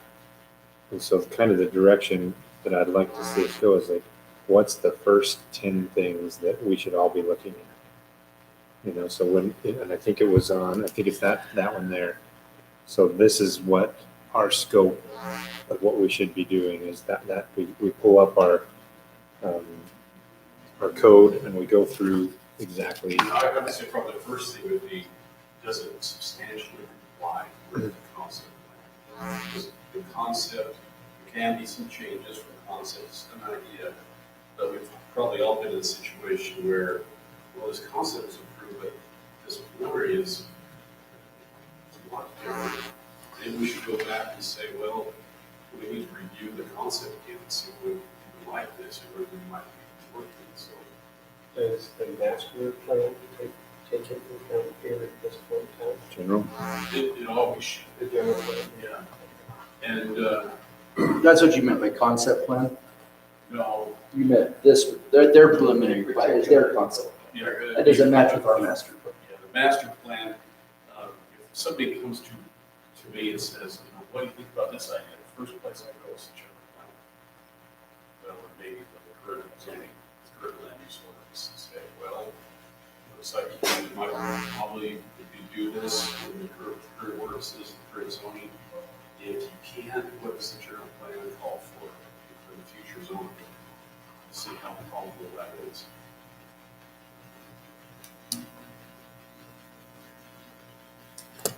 So you're asking like other steps? Well, I mean, you know, there's just with the new people, you know, something that you just kind of go, okay, this is the, this is the criteria that you need to look at and really, you know, to get, when you say you need 5 sets of eyes on all of this stuff, what items do all them look at, you know? You know, maybe be as familiar as you can with the land use requirements for each zone and development requirements and frontage relief, about accessibility. If you're in depth enough, where's the fire hydrants, how far away are we? Are you familiar with any slope issues, unstable soils? The staff also. Right. There's much of that. You don't need to get into too much nitty-gritty because you realize this is just all volunteer, but it does help to, if you have a question, please feel free to bring it up because we might have missed it. So this is a little bit off on what I'm going to ask here, but when we looked at that multi-density change, and you look at the plat, that's their concept, right? That's their coming to you and say, can we do this? And as I'm looking at it, I noticed that in that ordinance or in that zone, it says that they must have 30 feet of frontage for each unit on the property. He doesn't have that. So I'm sitting there thinking, am I supposed to say something now in that planning meeting? Is that the appropriate time to say it, or does it go to council and they can handle it there? If that would have been a preliminary plan. Yeah, so But it's an issue, you would say, you know. that's why I say it's off of the You need preliminary this plat. much frontage. I don't know if this concept plan will get you there. And then they can look at more details, say, oh, yeah, well, maybe that will change the Right. concept plan because we can't do that. And that's why I said we're off a little bit in preliminary plat versus this guy trying to do something separate over here. And this was a question that I had when I made that comment at the last meeting. I'm like, do I say something about, hey, you say 18 units, but this ordinance says you can't have 18 units on that land use with the frontage that you have. Is that not I'm trying to figure out what I should Bring it up as soon as you see it. Question, yeah, for If you sure. don't say it, everyone has this, it would have really been a council to catch it. Right, and that's, Chances are, when they get a recommendation from the planning commission, they're going to be okay with it. unless there's something new that comes up, so it should be recognized. It should be caught here. So, and I guess, The earlier the better. I- If you see a real concern, bring it up. I think that's kind of the question that you're asking too, is right, like, is there at any point between the concept, the preliminary, and the final where it's inappropriate to give too much information, and the feedback we're getting is no. At any point in time, if you see something that won't pass preliminary or it's not going to pass, later we should Well, say I something. certainly think Is that right? in the preliminary plat, somebody's trying to put a big thing together and they say, hey, what do we need? Will this work? And I definitely could see that. The one that I was stuck at, and that was my very first meeting, so I didn't know where it was appropriate to say, hey, what you're proposing doesn't even work with the land use that you're looking at, because it doesn't hold. You have 18 units, you have to have 30 feet per 18 unit, means 540 feet. And that can benefit everyone. Mentioned that in that last meeting. Is Could that you- correct? Could you in 1 minute or less explain how the tortoise habitat affects us here in Pocatello? If it's private property, or do we have non-private property within our city limits? Yeah, my understanding is if you're adjacent to the habitat conservation area, which to us is just southwest part of where it's not even developed yet, then you need to do like a clearing, like a map, just have to kind of. Fencing.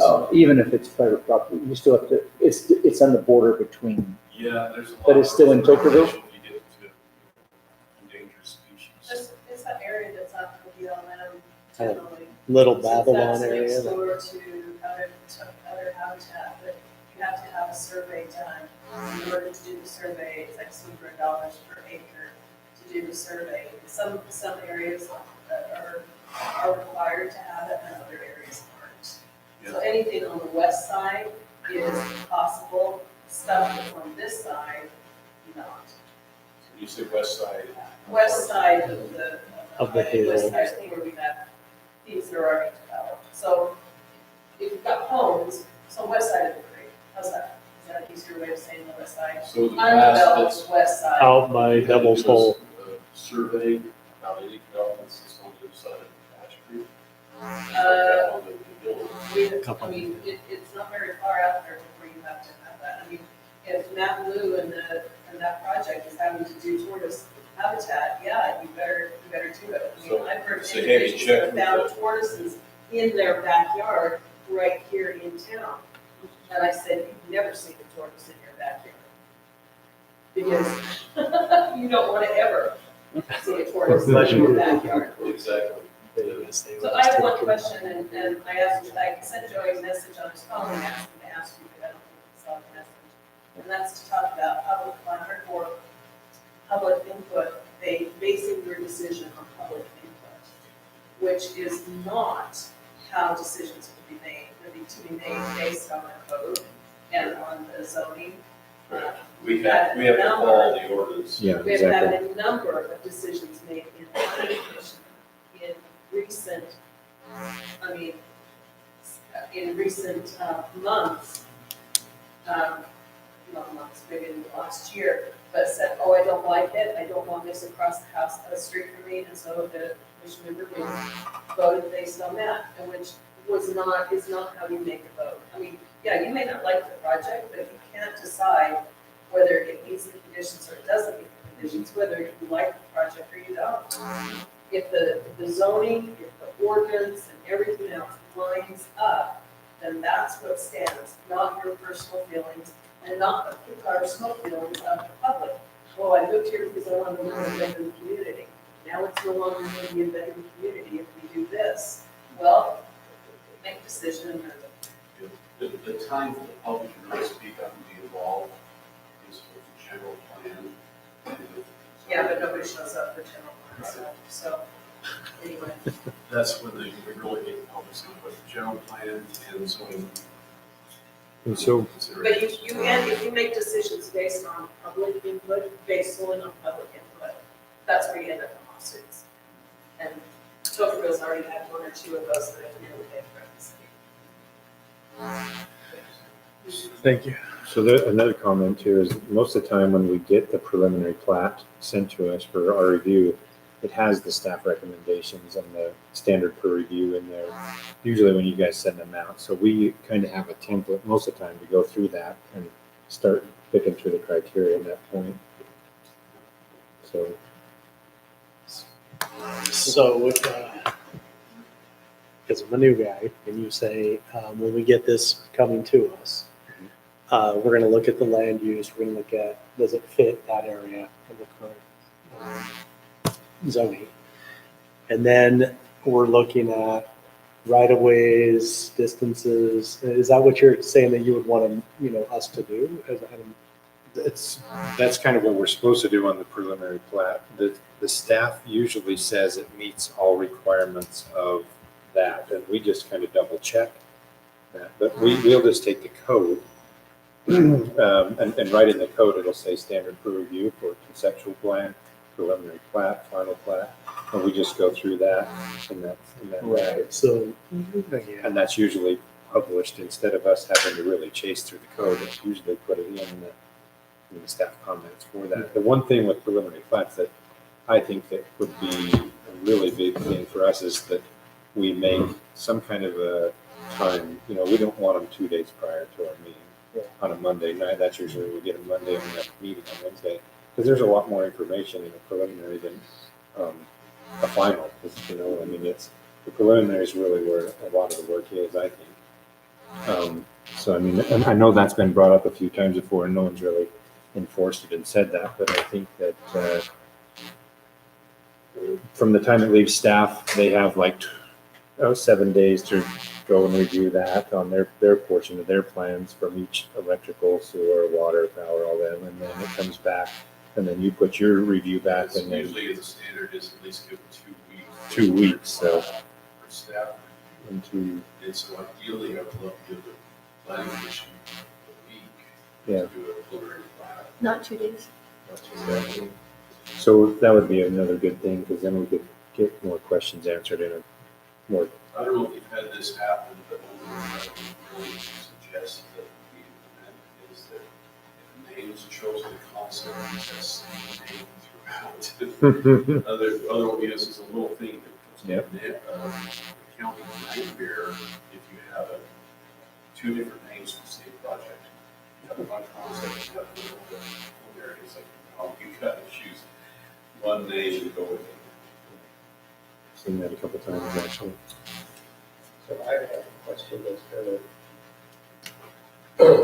not related. You've got a bypass road that's closed. So once it's in, it's commercial, zone commercial on both sides of the bypass road. How does the city govern whether we're going to put a junkyard in, or a preschool in, or a liquor store in, or a dentist in? Is there a way the city can kind of say, this is what we want our commercial road to look like? Or, because right now, all we do is, the land's there, and if somebody applies for it, we approve it, or don't approve it. Doesn't that happen in general planning meeting? So there's no proactive, or where does the proactive process come in where we kind of design what we want that commercial road to look like down the road? You can do it through the master development agreement with Darcy's group, which would be a good avenue, or you can have, running your code, develop the standards. Because it is particular as architecture standards. And the courts have held up on those, particularly for commercial properties. But there's some backlash right now from the legislature for affordable housing, that they're kind of tying the arms, the hands of local governments, that what architectural standards they can enforce for residential properties. Because the argument is, well, the cities are making it affordable for housing. That's different than commercial. Right. We do have We have a master commercial, plan we've been working on, that didn't include anything commercial. we have a commercial design standards. So yes, But we not a do. master commercial plan. But this is the point that was brought up to us is, we could really project what we want someone to do with their property, but we can't tell them what to do with their property. So if someone comes to any city official and they say, well, we would like to put this here, well, then that's when we just have to go through the decision process. Based off of the So code. that commercial property is still owned by the developer. And we can't tell them still what to do. The developer- unless it's a developer agreement, right? right? And then you can say, hey, you're putting in 2,500 homes, you got to put in this and that. When it comes to that point, when you're doing that, we're going to get into an MPDO, and they're going to be bringing in plats that are going to be huge, sections or phases of the MPDO. It's going to apply their bonus densities. It's going to go through all of that, and it's going to be a planned development community, and they'll probably have future clothing store, future this, future that, Starbucks, whatever it is. That's usually what happens when that comes through. It comes through as a big chunk. Or it might even be just commercial rental space, that they don't know what store that they're going to put the rental space on. So, Different commercial zones too, right, like highway commercial, Yeah. neighborhood commercial, and city, you can have different commercial. but as far as controlling where like a liquor store goes, we're Well, to an extent, we can. we can through the process of applying for it and making sure it fits, the general plan, and just like Yeah, and there's strict state requirements. Yeah. For store. A school or So, a church is. right, should we be concerned about the city protecting itself from being stuck, having something commercially come in that we don't want? Because we didn't have it written out previous. Yeah, it wasn't written out. well, there was a lady that came and asked us to put a no smoking something No tobacco. tobacco store in just recently, and I mean there's cities that have that.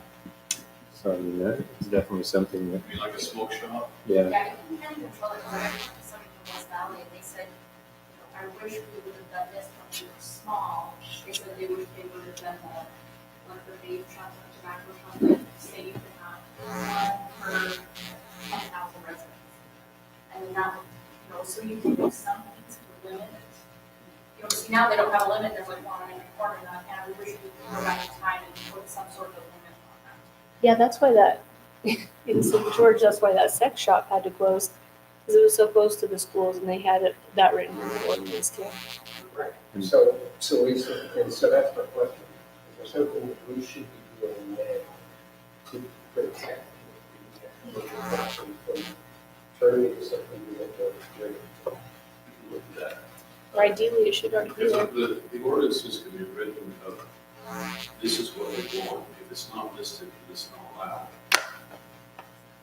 Some of that's kind of in there too. So like in ag, and there's the list in every one of the zones of what is allowed and what's not allowed, or what is allowed, and you have to get conditional use for that.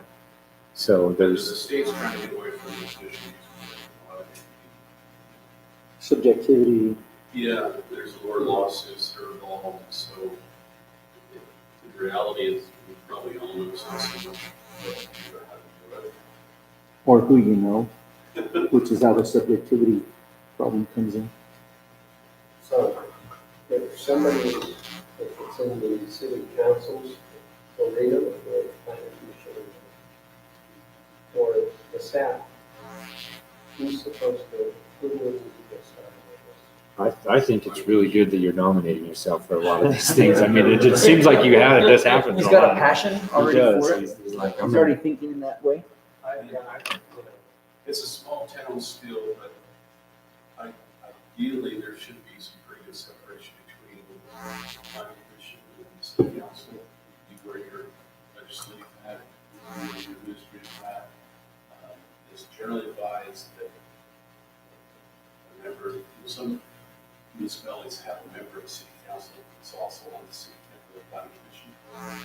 I've heard generally that that's not a good way to go because it doesn't really have a good separation. It clouds the waters. Because a member of the city council could maybe have undue influence on the city council, the planning commission. And then when it goes before the city council, that same member that's part of the planning commission could have undue influence upon the city council. But that's generally the advice that I've heard from my circles, is that's not a good idea, but I know St. George City has done that before. Some people say, oh, it's a good bridge or stepping stone, so we have a member of the planning commission that tell city council what's going on. Does anybody have any more information for the preliminary plat? Any more questions? Can we pros at it now? I've got so many questions right now, I don't even know where to start. Yeah, well, that's the best direction I can give you based on our current code and state. So that's the Just- direction we have from our documents. I'm stepping in here at this, as just a citizen, I hear, oh, we're putting in, they're gonna be developing this whole side over here and all this kind of side. 2,500 homes is what I think I heard, is 5,000 homes. And so as the planning commission, I'm thinking, okay, well, man, are they just gonna throw a bunch of homes out there and we have no fire stations, we have no, or whatever it might, and I don't know, what is the requirement for a fire station? Do you know what the density is for something close or anything like They're that? allocating some land to a fire station. Yeah, and I don't know, but those are the kind of things I'm like, But yeah, those are things.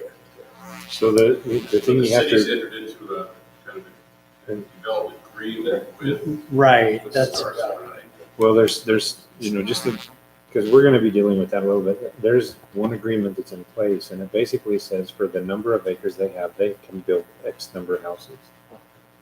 And that basically is what it says. So they brought in 4 phases is it 4 phases? So their SRC preliminary, that right there. And basically, unless they exceed their ERUs, then they can do they whatever. can do whatever they want. And- There's some talk about them bringing an MPDO in, which would show us what they want to do on the whole property. So they would take all their acreage, they would master plan it, and it would kind of have the commercial, high density, low density, and that's I think what they're going to be So doing. That seems to be a real trend, Yeah. Salt Valley. Day breaks, that's happening more and more. So And at that time, that Stuckey would Farm probably is doing strike that, that Yeah. old St. George. agreement. It would strike that, and they would enter a new agreement, Yeah. development agreement. So, and they would probably get more density. So in that, are we planning the commercial zones and the, So inside that, they propose Yes. where they're gonna put fire stations, schools, churches, grocery stores, like so- that's, yeah. So one last thing, since I'm gonna ask a question. When you bring it up to the city council, when you have a when we call upon to let them know about this 30-foot situation. oh yeah. For They're not, the, they're not gonna be aware of it. I thought it was 25-foot setbacks Not setback, it says frontage. or frontage. So on a multi-family density, it requires 30 feet of frontage for each unit. Let them know. They're 420 feet and they need 500. That may have affected the vote that was, the recommendation was. I did ask the question about the sewer and I still don't know if I got a good answer. well, that, at the time when, at staff meeting, they said, there's The enough, sewers there's a there. big enough line. for And the that's, sewer, so. so they took that in, I mean, I know the sewer's there, it's the end of the line and it's 18 more That's homes. a really good question, like how much do you require right at concept? It's for possible zone change. You want to ask them to do a lot of. Yeah. Geotech And really on some Yeah. of that, like everybody's been voicing, is we shouldn't even, it's just a zone change, we should have not have. Yeah, even got really into got it. into that, And it that's- was so just a that's- zone change. Yeah, that's where I was questioning, do I ask about the 540 feet? That's really hard though, because like you don't want to pull somebody along. Either I would tell them right up front. I would want to know right up front. Am I wasting my time here? I agree, like you kind of want to know what it is, but our decision should not be based on what is going on. Yeah. That's a hard balance, because most jurisdictions say, you want a zone change, well, what are you proposing? Exactly. Well, It just should be based on what you're proposing, but it's still kind of. Yeah, that's Exactly. a, yeah. that's a like tough. some of the things that you brought up earlier, that was just, I think, a courtesy to them to let them know, like, we don't want you guys to be angry here in a few months when you tried to leave and you rent your house out and your neighbor calls, and I don't know what the ramifications of that would be, but they would be like, I didn't know that, so I think that's a nice courtesy to just tell them and not just be like, let's see how they drowned, Am I right? Like, Yeah. that is something I would want I've to know. struggled with that through my career, like, I want to know that we give a base decision on that, so. And we So- didn't base our decision on that, but it was a nice courtesy to let them know, just so you know, this is Because what there you're have been facing. Situations where, the city has made the zone change, and there's going to be some use there, and it doesn't materialize, and guess what? They still have a zone. Then they sell the property. for So high that's value. what- Correct. With my question to start with, the requirement based on his plan that he had, but we were looking at just the zone change. So I'm like saying, okay, I just got to look at the zone change side of it. It's really not right for me to comment about your 30-foot per unit at that point. So I don't know. They also have responsibility. So it comes through planning and we approve the zoning. Do I ever see that again to say, hey, no, this doesn't fit? Well, it gives you an idea of how invested they are, whether this will really be a good change. Yeah, because then you can fall back to the general plan. Yeah. Okay. But this, we might want to relook at it and say this could be better zone because this development has nothing to do with it. I didn't stop. Just very careful. Well, that's why I said, hey, ag can already do your disabled veteran housing, but it has to stay in one building. That way you can do what you want to do without having to do all these 18 units and in a condition, yeah. But I was, I don't know where to be on Would I? that. That's what I felt like. I was like, yeah, don't say nothing, I don't know. But Okay, Can I say two things really Yep. quick? So the first thing is July 20th, next Tuesday is a meeting candidates night. So please come to your city council candidates and tell them that Who's up for re-election? Justin Sipp and Gary Chase. Wait, say that again. Justin Sipp and Gary Chase are for re-election and we have 5 candidates. And those are the only 2 slots open. Yes, there'll be a third one, is Keen Ellsworth, who runs for mayor. He's running unopposed for mayor. unless you want to do it right. Keen Ellsworth's running for mayor. Unopposed. This is all on Tocqueville, or if you want to go research your candidate. What else was it? The other one was, did you decide if you wanted to do another training next month? Just That's what I was gonna ask. So does, and as a consensus, do we want to pick another item, like zone change and see if can you give us some training? Do you have time to put another small presentation in before next month? So if we picked another topic, which topic would everybody want to hear about? You decide now or later. I think it'd be easier while we're all here, just to pick a topic that. I think zone change would be good. but yeah, I'll take anything, so zone change. So Let's do zone change next. Okay, that was easy. Any other issues, comments? I'll make a motion, we adjourn. Got a motion, looking for a second. I'll second it. Okay, got a motion and a second. We'll take a vote. I Aye. Nay. And we'll Aye. officially adjourn the meeting at 7:57. we're still live until I shut down. That's August 11th.